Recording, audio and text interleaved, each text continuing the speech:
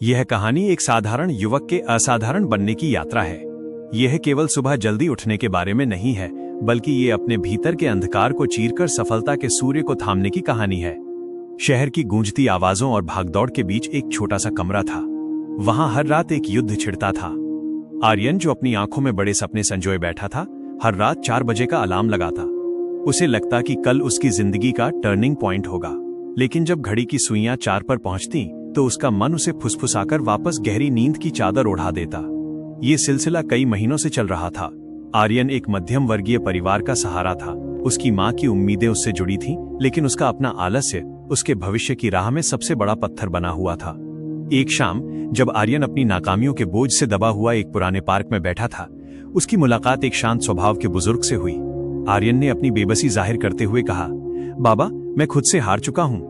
मेरा अनुशासन हर सुबह अलार्म की पहली घंटी के साथ टूट जाता है। क्या सफलता मेरे भाग्य में नहीं है? बुजुर्ग ने मुस्कुराते हुए एक ऐसी बात कही जिसने आर्यन की सोच की दिशा बदल दी।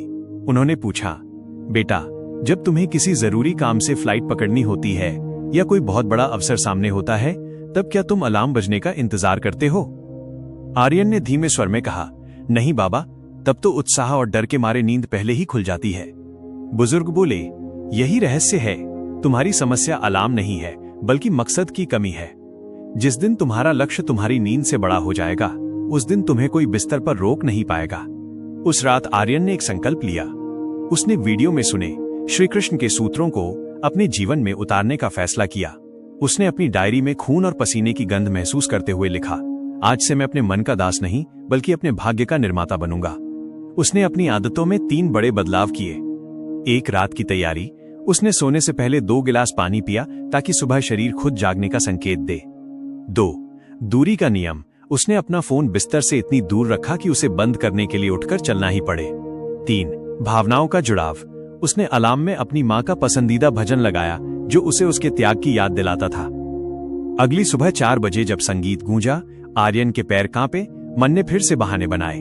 लेकिन इस बार उसने एक पल भी नहीं सोचा। वो उठा, लाइट जलाई और सबसे पहले अपना बिस्तर फोल्ड कर दिया। जैसे ही बिस्तर सिमटा, लेटने का आखिरी रास्ता भी बंद हो गया। ठंडी हवा के झोंकों ने उसकी आंखों से नींद का आखिरी कतरा भी छीन लिया। महीनों तक ये रिचुअल चलता रहा। जब पूरी दुनिया सो रही होती, आर्यन अपने कौशल को निखार रहा होता। उसने सुबह के उस ब्रह्म मुहूर्त में अपनी पढ़ाई और करियर की ऐसी नींव रखी जो दिन की भीड़ में संभव नहीं थी। धीरे धीरे उसकी मेहनत रंग लाने लगी। वो लड़का जो कल तक खुद को हारा हुआ महसूस करता था, अब आत्मविश्वास का पर्याय बन चुका था। अंततः वो दिन आया जिसका उसे वर्षों से इंतजार था। आर्यन को एक बड़ी मल्टीनेशनल कंपनी से ब्रेक थ्रू ऑफर मिला। उसकी माँ की आंखों में खुशी के आंसू थे। जब उन्होंने पूछा कि ये चमत्कार कैसे हुआ, तो आर्यन ने खिड़की से दूर क्षितिज पर चमकते सूरज की ओर इशारा किया। उसने कहा, माँ, मैंने बस अपने दिन का पहला युद्ध जीतना सीख लिया है। कृष्ण कहते हैं कि जो सुबह को जीत लेता है, वो दुनिया को जीत लेता है। मैंने अलार्म को नहीं, बल्कि अपने भीतर के आलस्य को हराया है।